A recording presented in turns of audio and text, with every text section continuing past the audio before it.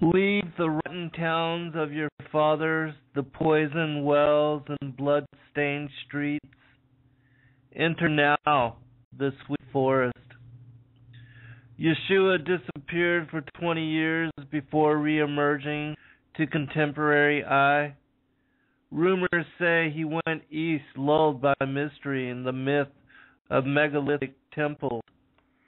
I left too, straddling contemptuous winds, chasing the elusive sun to ocean horizon, where it would leave me, defeated, with only Venus night as comfort to assess new disposition.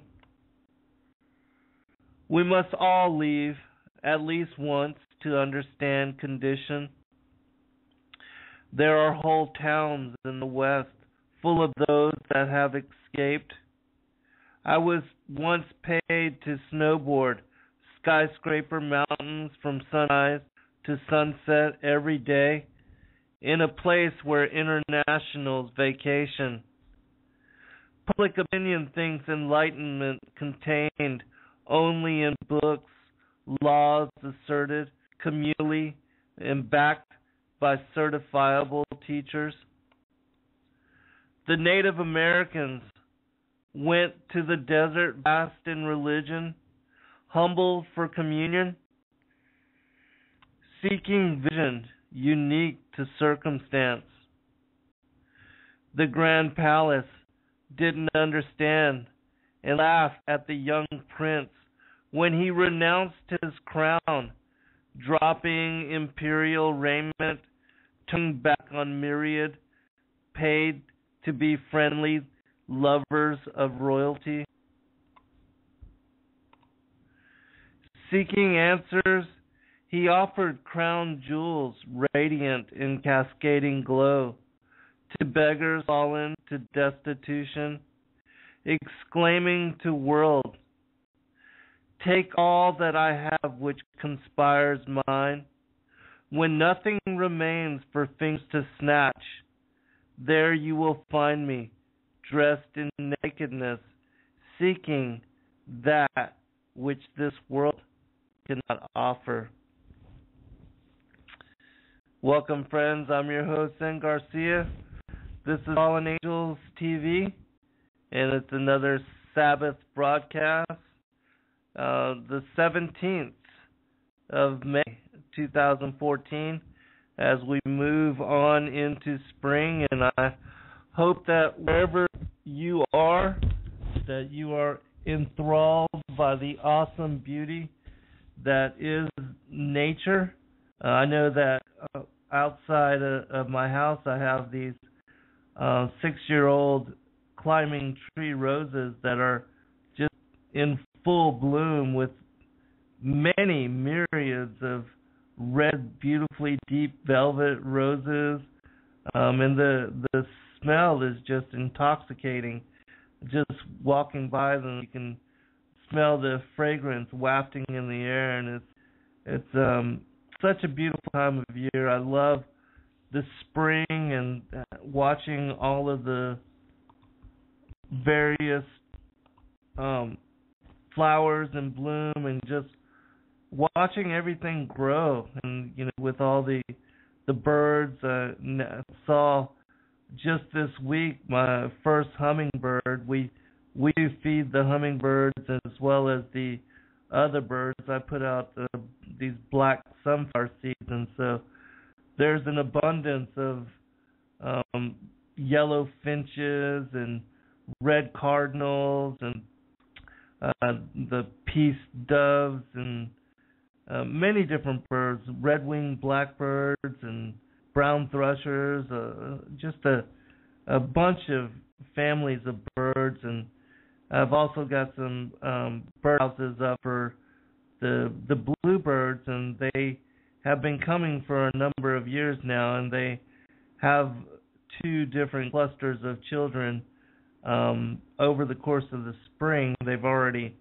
had their first clutch, but all birds they trust us so completely now, because I've been feeding them for quite a long time, and they're used to us, and I can be just right beside the bird feeders, and they will still come and eat, and they have no problem at all in getting real close to us. That's a beautiful thing, and so consider that all to be a blessing. I love, just sharing time with nature and being out in the elements, the feel of the sunshine. And today was a partially cloudy day, but lot of space for sunshine, and there was a cool breeze, and so a beautiful spring day. And so wherever you may be, I hope that you are also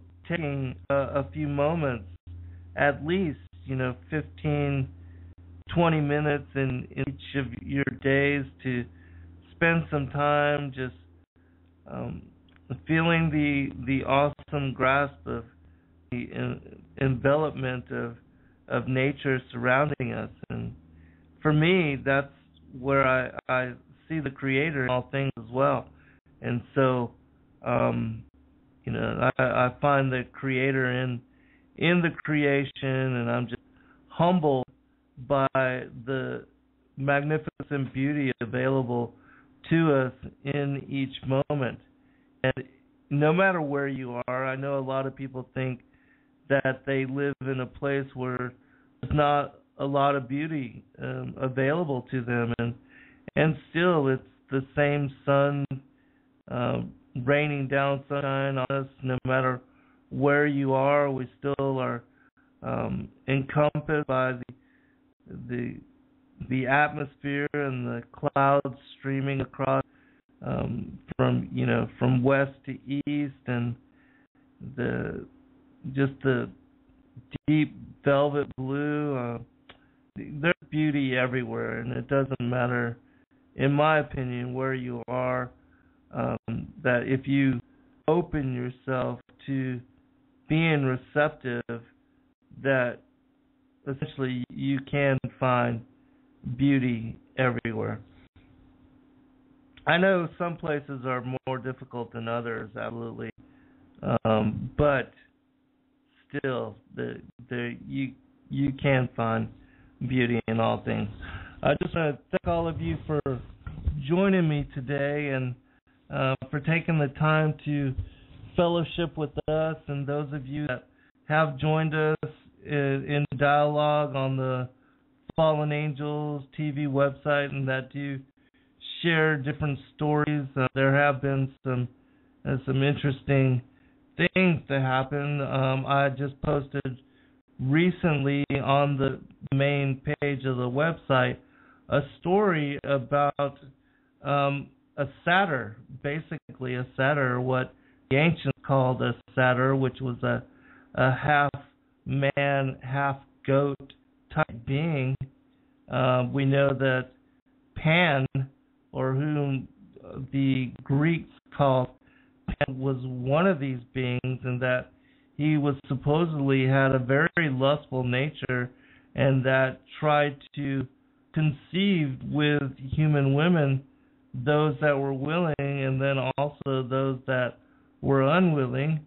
That some of the Bacchian and Dionysian festivals that they held during some of these times, where the people would get drunk and wanton in their frivolous nature, and go out into the woods and seek and conspire to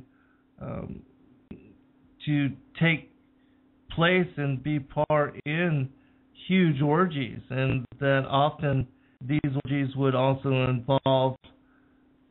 involve animals and creatures, hybrid creatures, such as Pan, this half man, half goat. But the reason I mention this is because supposedly somewhere, and I forget exactly where, maybe it was Ohio, but there is an article as well as a video connected to this recent sighting of this particular creature. And the story, the folklore for this particular area, it mentions how this particular being, this creature, which has been cited many times by many different people, how it lives under the bridge. And so, very interesting. Good to see you, Ricky. Glad that you could join us today, brother. It's always a blessing to have you in chat. And I thank all of you, for coming out and supporting the show. I'll go ahead and make mention of some of you that are in the chat room. Lydia and Jackie, Stephanie, Math, some of the names I can't see real clearly. Night Watchman and Off Peace 333, Joan, sister, I still gotta give you a call and I'll try to do that this week. Right, Son of Yahweh, Ted, and Watcher Ruth, my friend Dolores from Oregon. Thank all of you and all the guests that are remaining anonymous, and my friend Jose. And if I fail to mention anybody, I appreciate all of you. There are others that are coming in. FB, we appreciate all of you and taking the time to join us. But I did want to go ahead and make mention that I did my first show with the Prophecy Club on my fourth book, Lucifer, Father of Cain. Basically, Stan and I spent about an hour just talking about different topics and the different books that I've written. And he was very hesitant initially when he learned about the whole concept for my fourth book, but he was willing to allow me to speak about it, and he certainly wasn't a believer in this, and he was quite shocked that that this was a revelation that the Father and Son had shared with me, and that that I certainly believed and absolutely consider it to be biblical. And so he thought that would definitely be an interesting topic for discussion, and so we focused on it for what would be the first 30-minute segment, because he does his radio shows in 30-minute segments. And in the process of speaking about this over that, I presented my case in such a persuasive and biblically backed way that he felt compelled to look again at the Word, because he knows the Scriptures very well, and he saw with new eyes about the things that I was speaking about, and he feels certain now of the possibility of this as being truth. And so I thought that was a huge blessing, and he was compelled and very interested once he learned about the other work that I've done. Awaken to the New World Order, my fifth book, my sixth book, Sons of God, Who We Are and Why We're Here, and my newest, seventh, Skyfall, The Angels of Destiny. He wanted to bring me back for other shows to talk about other topics, the war in heaven, the prior times, the connections, as far as the seed of Cain, the seed of the serpent, to the New World Order, and as to what Christ was speaking about with the separation, the harvest, the wheat and the tares, as well as the goat and the sheep. And so I'm very grateful for this opportunity. I'm not as certain as to when the show will air. He wanted me to provide a number of books, and so we're looking into doing a separate publication as far as providing Lucifer, Father of Cain, and getting it in a different in a sizable amount so that I can provide them to him for to his listening audience and those that follow the Prophecy Club, of which he has many people, and he seems to think that people will absolutely be interested in this particular topic, especially in the way that I have presented it and shared it, because again, it is biblically endorsed, and it is one of those secrets that Christ has said has been hidden since the foundation of the world. And even for he having been a pastor for a very long time now, and having been well versed and well researched in the King James Version of the Bible and in the Gospel, specifically the Old and the New Testament, this was still new to him, and so I'm very grateful that that he allowed me the opportunity, and that even though he was hesitant as far as the particular the material, once and this happened for a lot of us, that once you study it in depth and once you get over the stigmatism that is associated with it as relation, and you do enough homework, it seems absolutely impossible to deny. And this is my opinion. And so this is some of the things that we're going to be talking about today, and I'm going to be covering, but specifically from what Christ was referring to and talking about in the New Testament. That's where the focus is going to be today when talking about what we're going to be covering. But I will be doing other shows with him, and he seems to think that that the people that follow his work and that listen to his shows will be greatly intrigued, to say the least, as far as this particular topic, because a lot.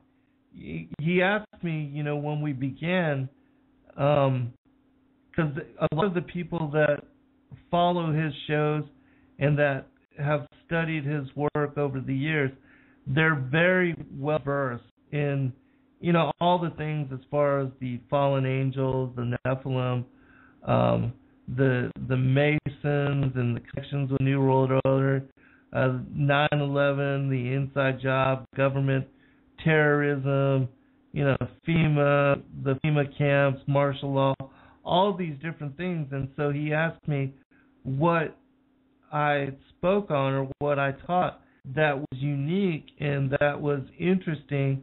And so this absolutely was one of those things. And then the other things as far as what I cover with the prior times and connecting the Nakash and the beguilement of Eve to the feathered serpent and the worship of the feathered serpent worldwide, and also my focus on our first estate and our having been the Son of God, the connections with Jeremiah chapter 1 verse 5, where the word of the Lord went to Jeremiah, told him that he knew him before he ever entered into the womb of his mother, and that he had foreordained him to be a prophet unto the nations.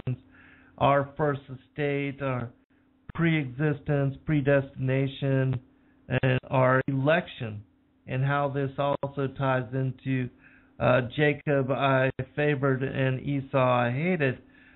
Those kind of things also intrigued him.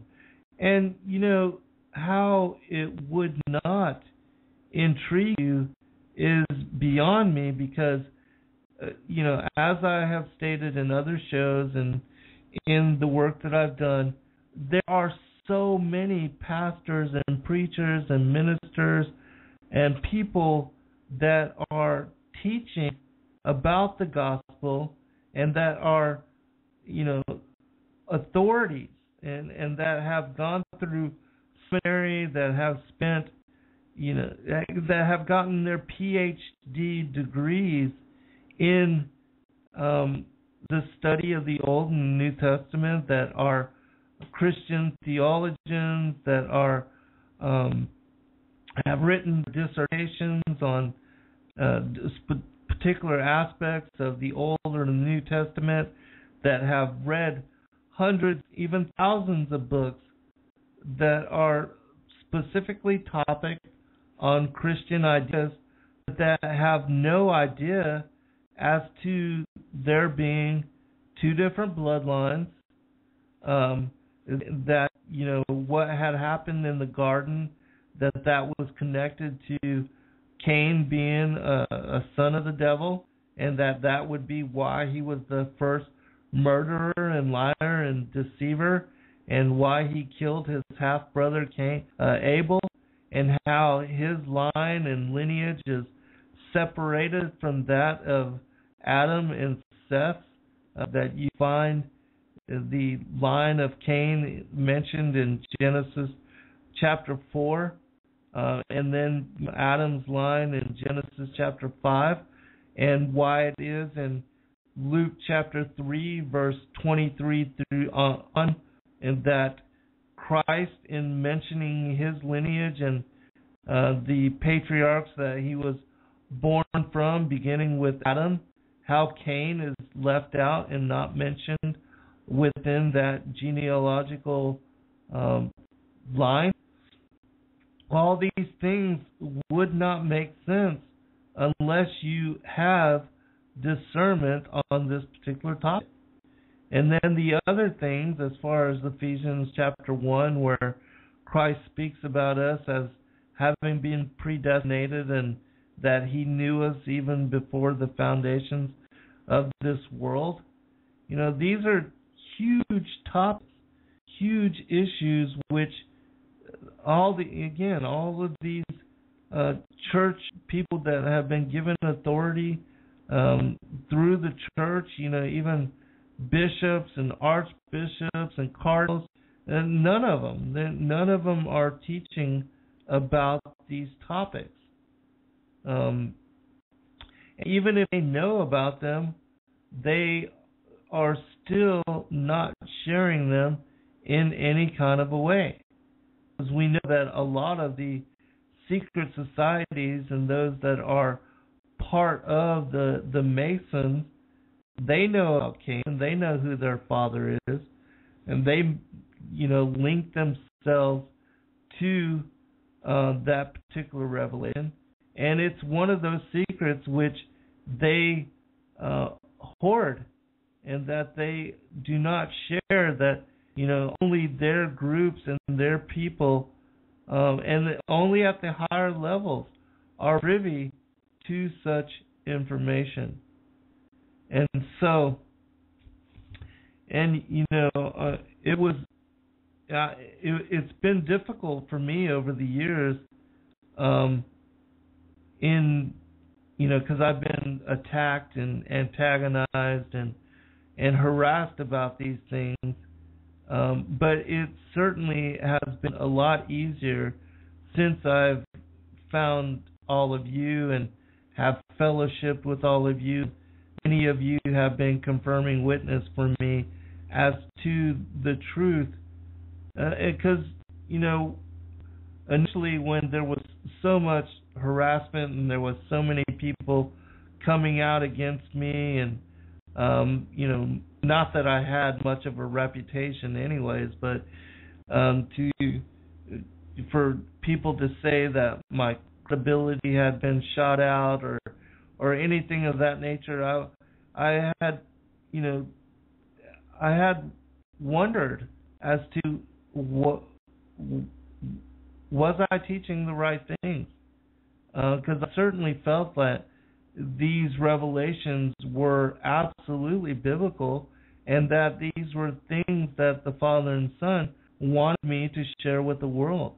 I just had no idea as to what kind of stigmatism that would be associated to sharing this openly and publicly in the way that I have. And so even after I decided to go public with all this, and I wrote my fourth book, Lucifer, Father of King, my Father led me to Revelation. I've told all of you about having been able to confirm this even through the Bible codes.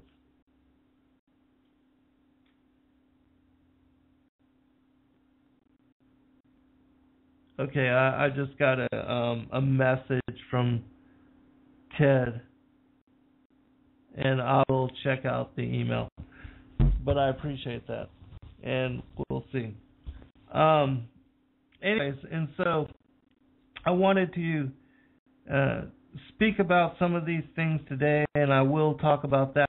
Also, I want you to know that in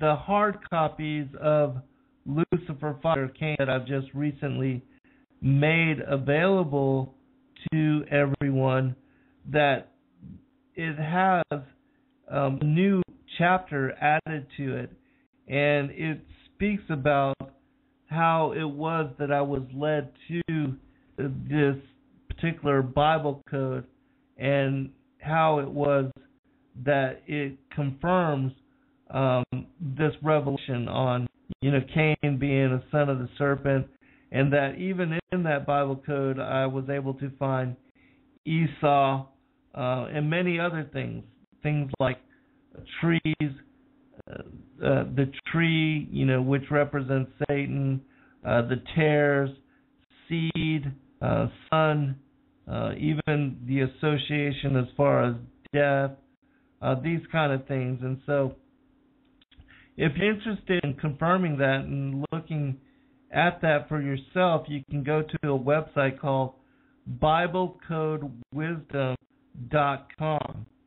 And if you type in these particular words, let me pull it up real quick. But if you type in these words that I'm going to give you, you'll be able to confirm what I'm talking about. And for a lot of people, I know that there are a lot of people that are still on the fence as far as accepting this as truth or not. And so I'm gonna post this link in the chat room, and then I'm gonna give you the specific words so that you can confirm this for yourself. All right.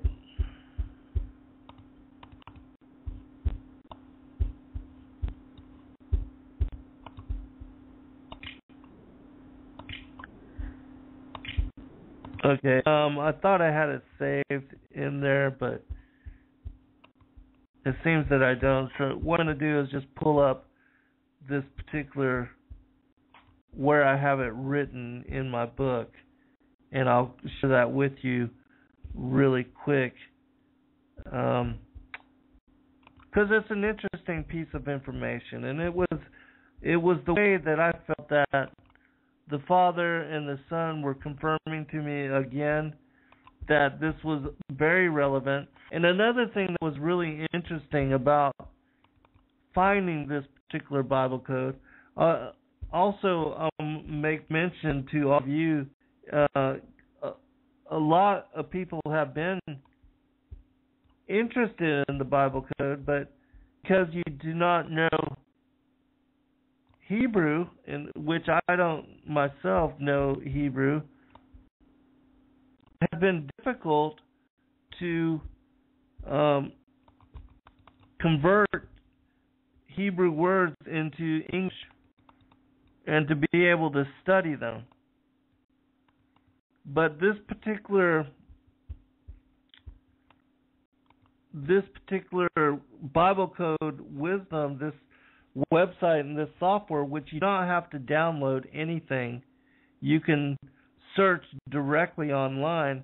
It gives you the ability to search in English, and you don't have to know how to translate from Hebrew to English or English to Hebrew.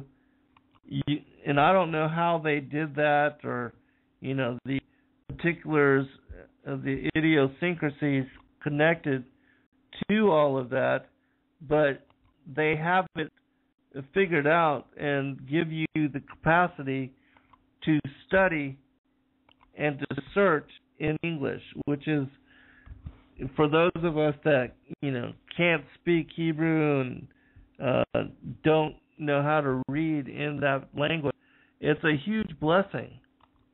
And I'm not any kind of an expert or pro at Bible code or software.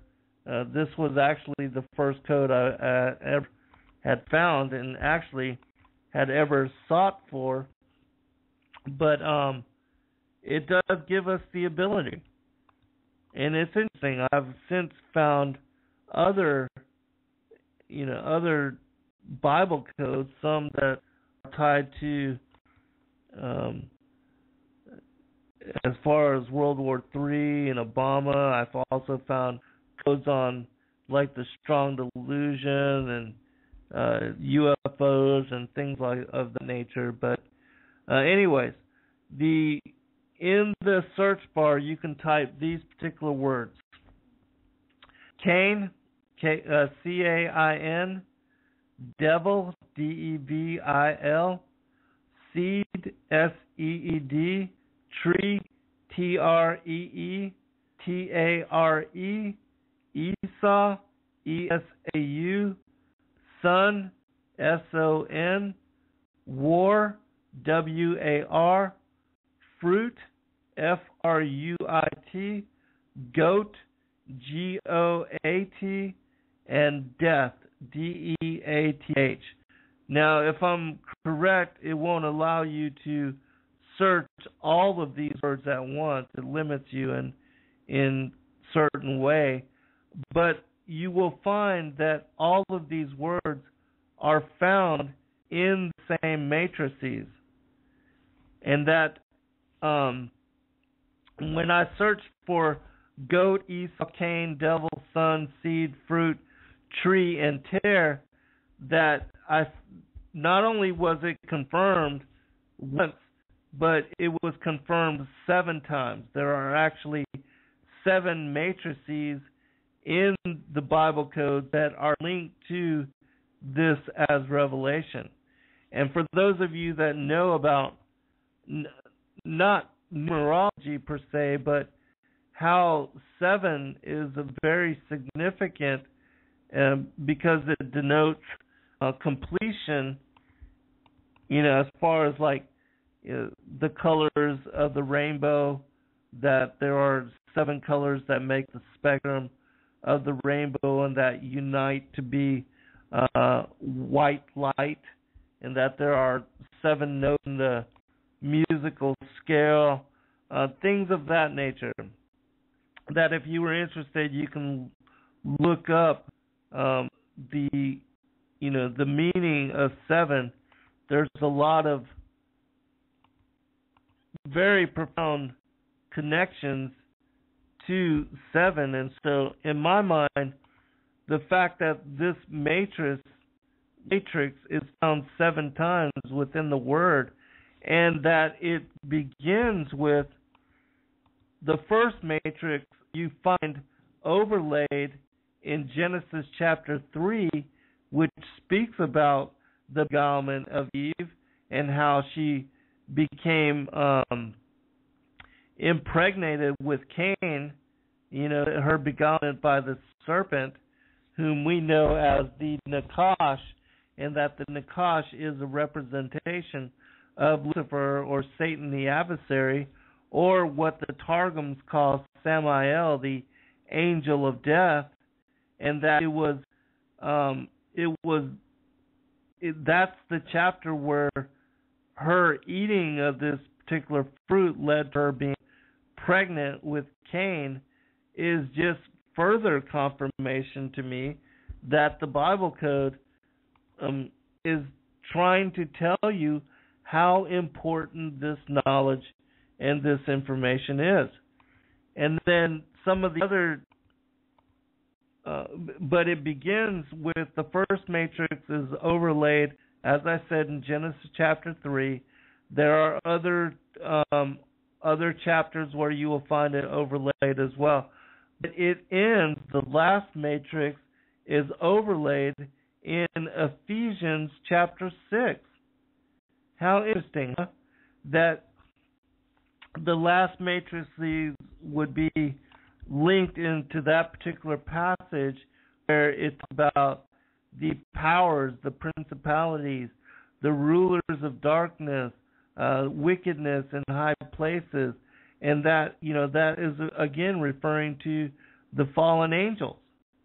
And so very, very interesting that this was the way that the Father had confirmed to me that this was absolutely a revelation that has been held secret, as Christ said in Matthew chapter 13. He said, "I will utter things that have been kept secret since the foundations of the world." And this is one of those.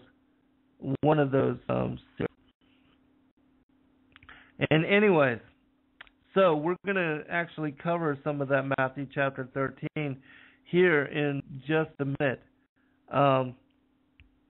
But I did want to share that with you, and you can confirm this for yourself. Those of you that have just now joined us, I've been speaking about BibleCodeWisdom.com. That if you want to pull up for yourself what I've been speaking about as far as how the Father confirmed this information to me when I was kind of second guessing myself as to whether, what I was teaching was truthful, because I don't want to deceive anybody. And I don't want to, make up anything. I certainly don't want to make up anything. And I don't want to go against what the Bible says and what the Bible teaches itself. And so, again, go to BibleCodeWisdom.com, and then you can search in the keyword search bar, goat, Esau, Cain, devil, son, seed, fruit, tree, and tear. And all of these particular keywords are specific to the parable of the garden, as far and also to the parable of the wheat and the tares that Christ speaks about in Matthew chapter 13. And also the goat and the sheep. And also that even though Esau was born of the seed of the woman, that because he sold his birthright and because he was a rebel and an interloper, and one of those that in his first estate had been part of those that joined Lucifer in rebellion, that's why he was hated before he was even when he was a babe and had not yet even been born into the world to commit sin and to have that kind of a harsh sentence levied upon him. All those things, again, are tied to our preexistence and our predestination, how some are have been of the the rebel angels and of that particular side. All right, so continuing, we're going to talk about and pick it up with Matthew chapter 13. And specifically, we'll begin with verse 24. Even though the whole chapter is tied to this as revelation, and that comments on this in varying different ways. But we're going to focus on just a couple of different parables here, and then a couple other passages where Christ is speaking to the Pharisees, and I know you are Abraham's seed, but you seek to kill me. You are of your father, the devil. Those kind of things. All right. Matthew chapter 13, verse 24, it says this. The kingdom of heaven is likened unto a man which sowed good seed in his field. But while men slept, his enemy came and sowed tares among the wheat and went his way. But when the blade was sprung up and brought forth fruit, then appeared the tares also. See, this particular passage, but while men slept, his enemy came and sowed tares among the wheat. This enemy is reference to Lucifer, Satan the adversary, Samael the angel of death, and that he is the father of the tares, and that it's not just symbolic, but that Satan absolutely has his own bloodline and lineage upon this planet, and that he has children that have been born to him. All right, continuing. And so the servants of the householder came and said unto him, Sir, didst not thou sow good seed in thy field? From whence then hath it tares? He said unto them, An enemy hath done this. The servants said unto him, Wilt thou then that we go and gather them up? But he said, Nay, lest while ye gather up the tares, ye root up also the wheat with them. Let both grow together until the harvest, and in the time of the harvest I will say to the reapers, Gather ye together first the tares, and bind them in bundles to burn them, but gather the wheat into my barn. And so this particular reference about the garden and about the enemy sowing the tares, this is also about the Second World Age and about the enmity that began with Eve being the mother of all living, that her firstborn son Cain is a tare and a representation of the seed of the serpent, and that Abel is the wheat and representation of the seed of the woman. And because Abel was the first to be murdered and the first one to come to death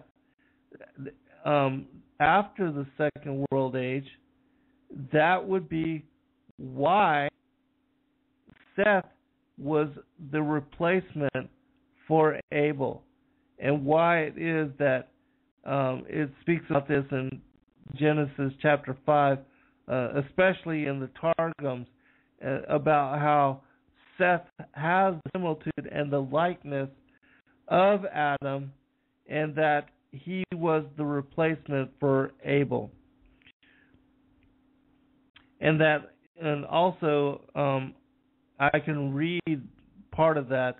It says, for those of you that don't know, and I don't have it before me right now, but it also talks about how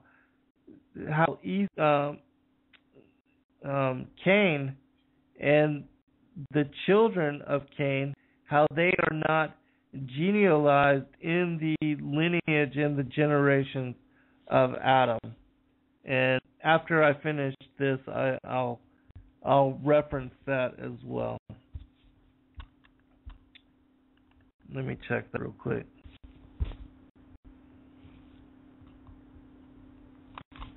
I can actually pull it up real quick.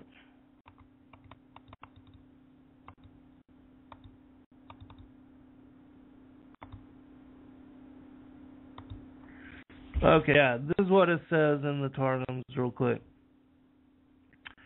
And Adam lived 130 years, and he begat Sheth, who had the likeness of his image and of his similitude.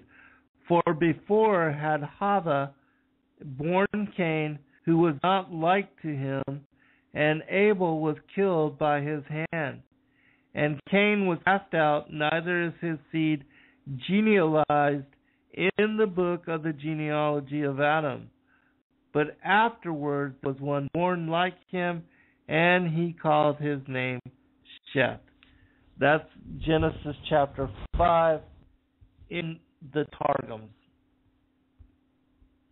All right, continuing.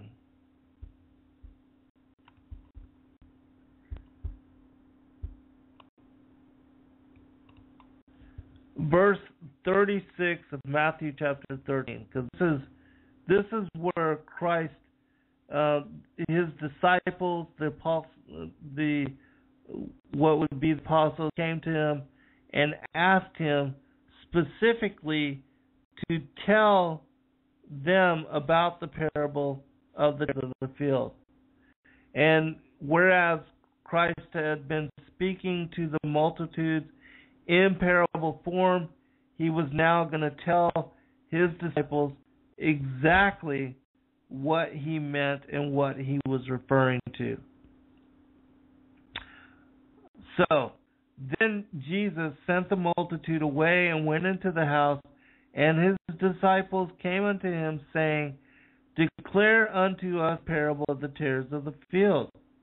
He answered and said unto them, He that soweth the good seed is the Son of Man. The field is the world, the good seed are the children of the kingdom, but the tares are the children of the wicked one. So there you have it, plain as day. Continuing, the enemy that sowed them is the devil. Here, Christ is specifically telling you that the enemy that in the parable that we spoke on prior to this, where it said the enemy, while men slept, the enemy had snuck into the garden and sowed the tares. He's telling you that that enemy is the devil, and that the devil is the one that birthed the tares. All right, continuing. The tares of the children of the wicked one, the enemy that sowed them is the devil. The harvest is the end of the world, and the reapers are the angels. So here, Christ is tying together the enmity between the seed of the woman and the seed of the serpent to the harvest and judgment and the day of the Lord. As therefore the tares are gathered together and burned in the fire, so shall it be in the end of this world. The Son of Man shall send forth his angels, and they shall gather out of his kingdom all things that offend, and them which do iniquity, and shall cast them into a furnace of fire. There shall be wailing and gnashing of teeth. Then shall the righteous shine forth as the sun in the kingdom of their Father. Who hath ears to hear, let him hear. So this is also, he's telling you that the harvest and the separation of the goat and the sheep, the wheat and the tares, will be at the end of this world, which will be on the day of the Lord, when the last trump on the last day sounds, and that the angels will be sent forth to gather the tares together for the fire, and also the wheat for a return to their first estate and to life in paradise.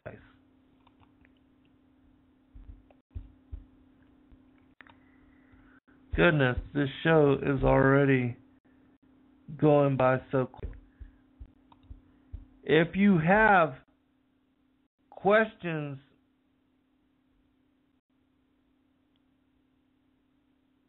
okay, we do have a question. Dolores is asking me, Jazz would like to know if all of the fallen angels came into flesh. That's a really good question. And the answer is no, not all of them. Now, we do have some that have taken on flesh, and that we have some that are moving through flesh and possessing flesh. And then you have some of the fallen angels, some of the rebel angels. Now, and when I'm talking about the rebel angels, I'm talking about the first incursion. The 1/3 of the angels of the Most High that joined Lucifer in rebellion and that were cast out on the second day. These are those that I'm specifically speaking about. Now, the watcher angels that fell, the 200 that fell during the time of Yared, the time of Enoch's father, all of them came into the flesh. That they were given and transformed into male bodies of flesh, and that is why they were able to copulate with the daughters of Cain. And the result of that copulation was that they were able to birth the giants, whom we know as the men of renown. But the rebel angels, initially, the first group that fell, that were kicked out of the heavens, not all of them have taken on flesh form.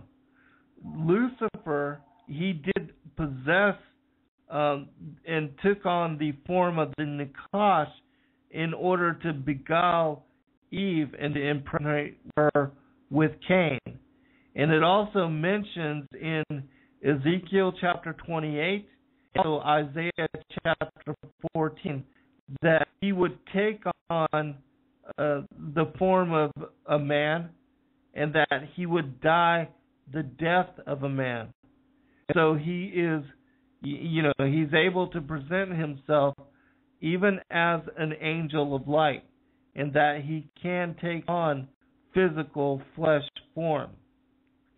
And that the other rebel angels also have this capacity and have this ability, but they are interdimensional and spiritual beings, and so they can take on other various forms, and so they can present themselves one way or the other, and that these are those particular beings that we refer to as vampires, because they are cycling through flesh, and that a lot of times they take over the bodies of different world leaders, of different, even musicians and different individuals as far as the Illuminati.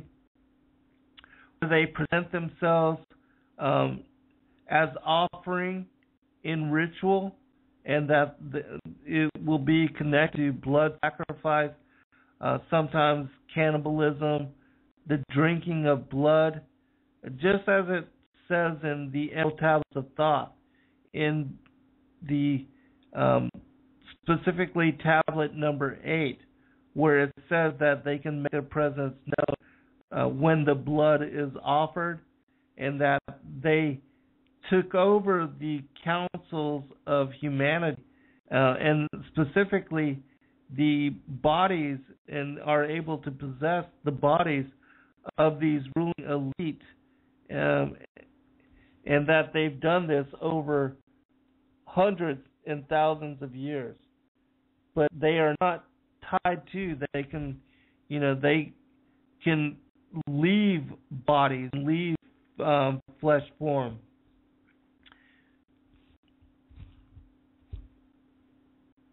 Oh, and Joan Peace 333 says that we are fallen angels in flesh as well.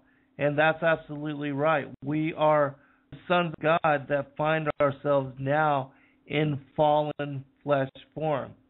And that when I talk about that we are fallen angels in flesh, we are angels that are fallen, but we are not like the rebel angels. At least most of us are not like the rebel angels, because the rebel angels, have part in salvation.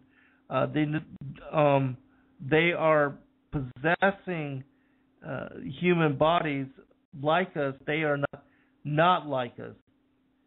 There's a distinction. They are like what Daniel refers to in chapter 2. They will mingle. They try to mingle with the flesh of humanity. That's the difference. Okay, really good question. All right, going back to a couple more passages where Christ is referring to and speaking about this that we are talking about, the serpent seed, and the connections to the New World Order. Because the serpent seed had connections to the Pharisees and the Sadducees during the time of Christ. And that you will find that throughout history, they are the ones that have been the authorities of even now the official church, like the popes and the cardinals and these pedophilic priests. And even to the blood royal elites, with Queen Elizabeth, and they're supposedly being the head of the Church of England, and even these, like the Mahdi of Islam, and the different Freemasonic and high-level Masons and these different secret societal groups. These are all these church authorities and political authorities and even pop culture authorities with musicians and different artists and how they give themselves over to being possessed by these particular beings. It's the same thing. All right, so reference. Christ said, I know that you are Abraham's seed, yet you seek to kill me, because my word finds no place in you. I say the things which I have seen with my Father, and you also do the things which you have seen with your father. They answered him, Our father is Abraham. And Jesus said to them, If you were Abraham's children, you would do the works of Abraham. Now you seek to kill me, a man who has told you the truth, which I heard from God. Abraham didn't do this. You do the works of your father. They said to him, We were not born sexual immorality. We have one Father, God. Therefore Jesus said to them, If God were your Father, you would love me, for I came out and have come from God. For I haven't come of myself, but He sent me. Why don't you understand my speech? Because you can't hear my word. You are of your father the devil, and you want to do the desires of your father. He was a murderer from the beginning and doesn't stand in the truth, because there is no truth in him. When he speaks a lie, he speaks on his own, for he is a liar and its father. But because I tell you the truth, you don't believe me? Which of you convicts me of sin? if I tell you the truth, why do you not believe me? He who is of God hears the words of God. For this cause you don't hear, because you are not of God. So the connections to Cain here, he's saying that you are of your father the devil, and you want to do the desires of your father. Remember when Cain, had killed his brother, or before he even killed his brother, the father went to him and said that if you are not careful, you are going to do the desires of your father, and you're going to follow his will. He was speaking about Satan because he knew that Cain had the inclination of the devil within him. And so here we see Christ saying he was a murderer from the beginning. Well, who was that murderer? Cain. Cain was that murderer. He killed his brother, his half-brother Abel. And so here Christ is tying the devil to Cain because he knows that Cain was of his father, the devil, just like the Pharisees and those bloodlines which were seeking to murder him. All right, continuing. I want to cover John chapter 3. It says this: Woe unto you, scribes and Pharisees, hypocrites, because you build the tombs of the prophets and garnish the sepulchres of the righteous, and say, if we had been in the days of our fathers, we would not have partakers with them in the blood of the prophets. Wherefore ye be witnesses unto yourselves, that ye are the children of them which killed the prophets. Fill ye up then the measure of your fathers, ye serpents, ye generation of vipers. How can ye escape the damnation of hell? Wherefore, behold, I send unto you prophets, and wise men, and scribes, and some of them ye shall kill, and crucify, and some of them shall ye scourge in your synagogues, and persecute them from city to city, that upon you may come all the righteous blood shed upon the earth, from the blood of righteous Abel, there again the connections with Cain, unto the blood of Zacharias, son of Barachias, whom ye slew between the temple and the altar. So Christ is also saying in this particular passage how he sent many prophets unto them over the generations, even the Old Testament prophets. And this again shows and verifies to you, just as it said, before Abraham was, I was, or I am. Christ is telling the Pharisees and the Sadducees that he pre-existed before, even they and all of the other patriarchs and all of the prophets that had come prior, that he pre-existed all of them, and that they were all representatives that he had sent. Just as it said in Jeremiah, I have foreordained you to be a prophet unto the nations.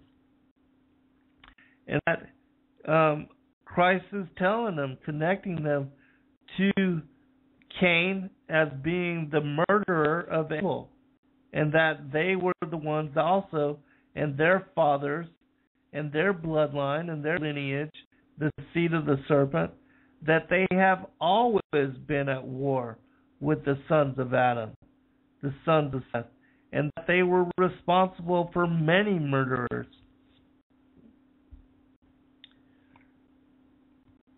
And that's Matthew chapter 23. But anyways, if you read full in John chapter 3 as well, where it references not as Cain, who was of that wicked one and slew his brother, and wherefore he slew him? Because his own words were evil and his brother's righteous. But if you look at the full context of John chapter 3, which, let me pull that up real quick.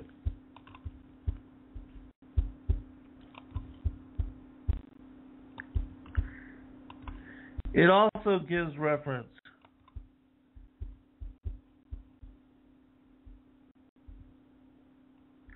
to what I'm speaking about. I'm going to pull that up.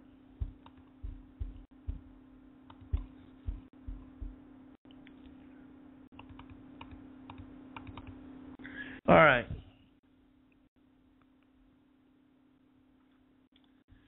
I'm going to skip down just a little bit.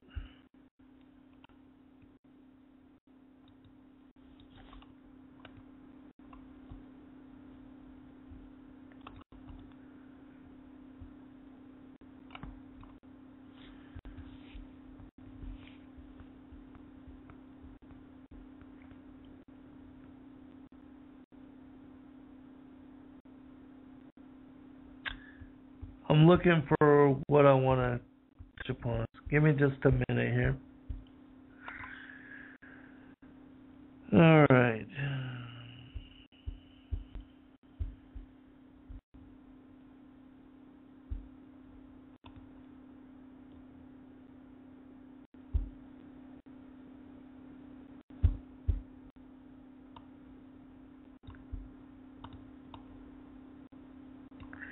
And if you have any questions on this, put them in the chat room, and I'll take a look there in just a minute. And because I know, sometimes some of this can get confusing, especially for those that are new to this information. But once you come to this discernment, you will find so many scriptures, so many passages that are tied to this as revelation. All right, 1 John chapter 3.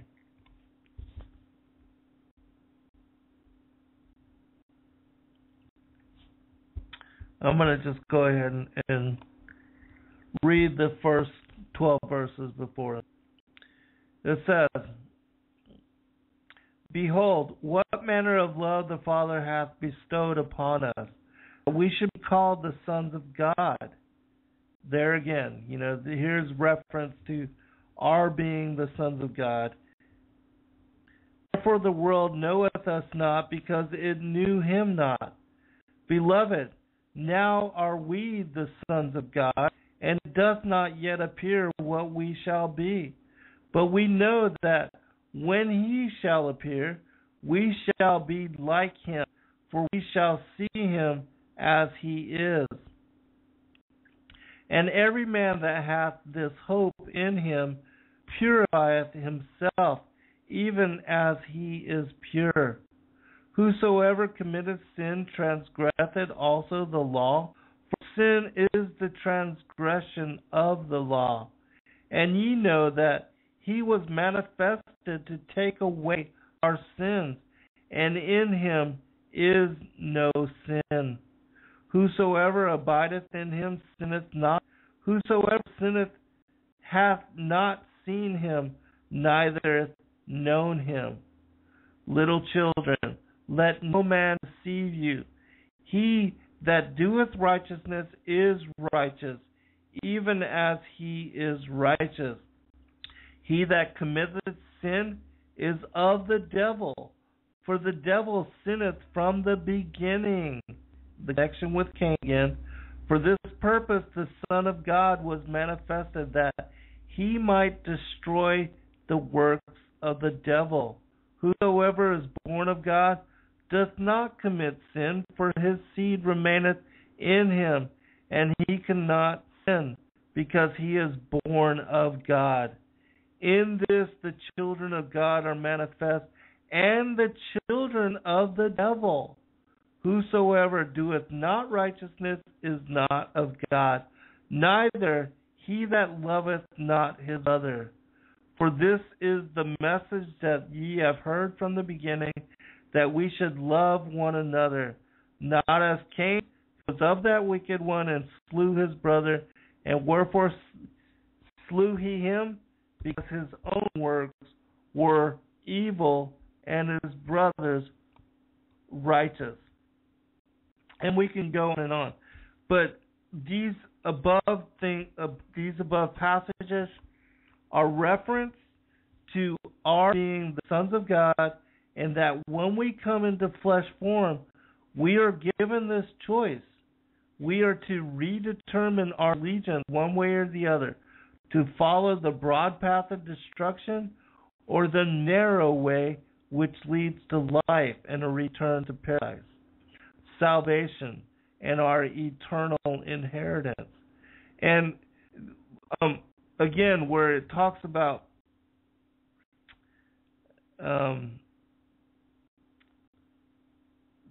he that committeth sin is of the devil, for the devil sinneth from the beginning.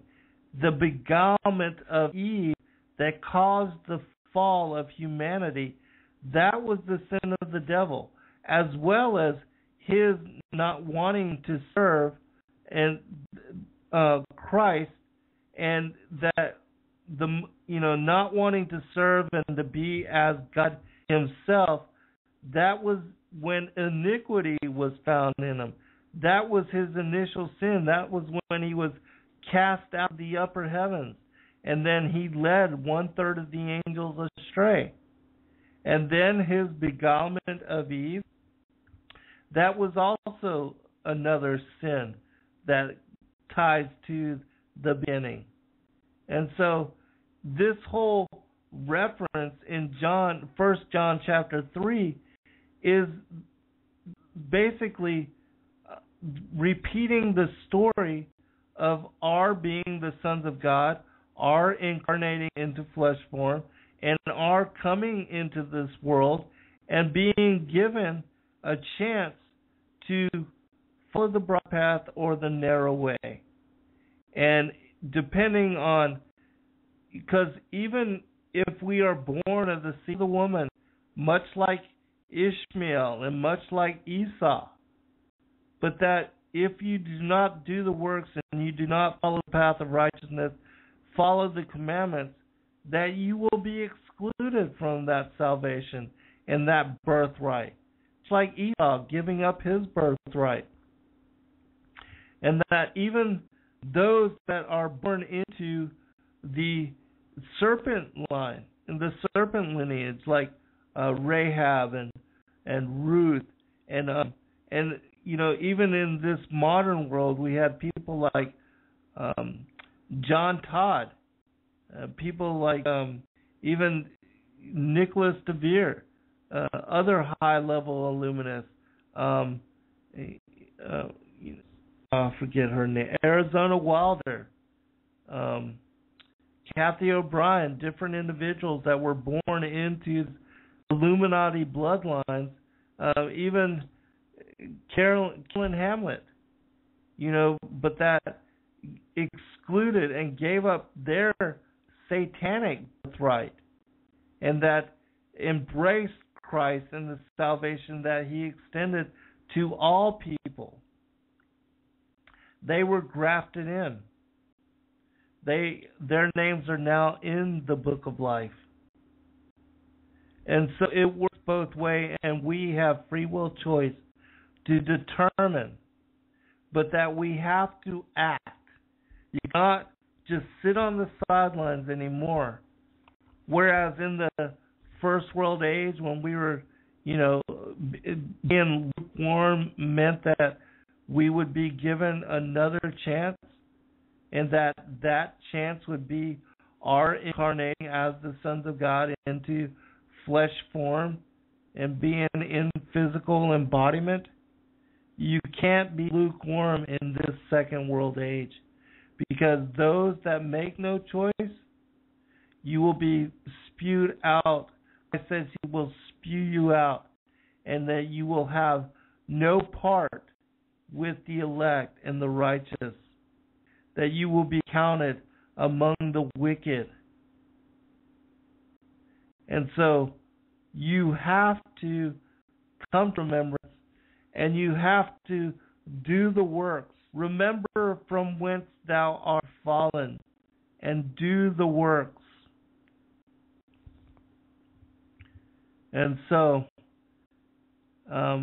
really, once you understand the full picture and what Christ is speaking about, and also what is written about in the Old Testament, you see this war that began with the separation of light and darkness, and Lucifer's rebellion, and 1/3 of the angels of the Most High joining him in this rebellion, that the enmity between the seed of the woman and the seed of the serpent, that it's an ongoing expansion of the war in heaven, and that the second world age, that we are, that we are the sons of God incarnated into flesh form now, and that what we do, how we act and behave, what we even think and intend with our thoughts, the way we are,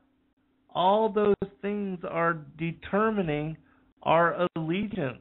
And whether we are following the broad path or the narrow way, those things are determining whether we will be counted as among the elect and with the righteous, whether we are the wise virgins or the foolish ones, whether you are going to be a goat or a sheep, a wheat or a tare. It's not just about blood anymore. It's about what you do with your free will and how you do make a priority of the kingdom and work for the salvation of others, and helping them to come to remembrance and understand the gospel in a way they may not have understood prior. Even with, again, the pastors and these preachers and these ministers. How many of you have gone to your pastors and asked them about these things and given them a chance?